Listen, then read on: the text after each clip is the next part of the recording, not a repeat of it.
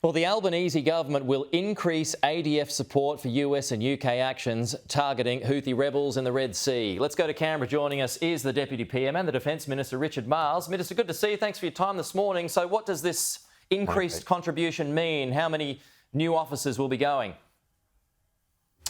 Well, this is an increased contribution to the headquarters which are directing the strikes that the US and the UK are doing on the Houthi rebels.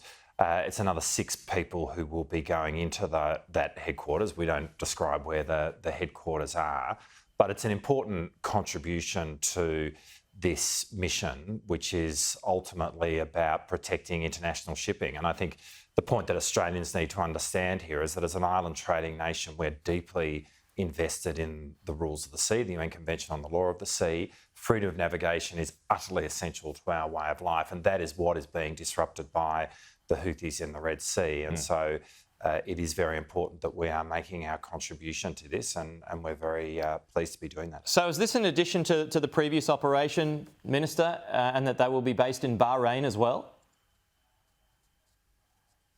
Yeah, they are going to be based, but just to make sure that there is a clear understanding of this, the strikes that are being undertaken by the US and the UK are separate to the Combined Maritime Force, which was the earlier contribution that we made last year. So that remains in place. We have 16 personnel who are at the headquarters of the CMF in Bahrain.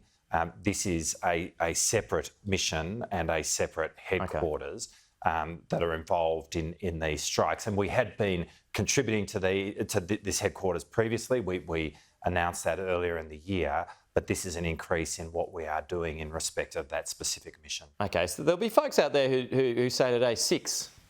Is that all we can afford? Well, I mean, this is a contribution to the headquarters. It's a significant contribution. Doesn't sound like many though. We stand. Well, I mean, headquarters are of a particular size, so it's a non-insignificant contribution to those headquarters. But I think the important point to make here is we are playing our part, along with a smaller number of other countries relative to the CMF, that are supporting the US and the UK in these strikes. So they'll be helping to direct attacks?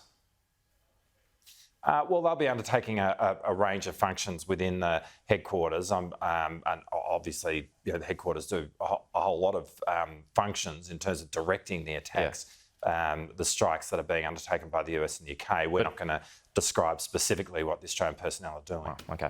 Hey, got to move on to this other issue of Mike Burgess and his warning last night, Minister. It's his annual threat assessment. Australians are being offered cash for reports on the government, and that includes defence and infrastructure with an aim to sabotage. How shocked are you about what he said last night? Shocked isn't the word, but because I think we've all understood that these threats exist.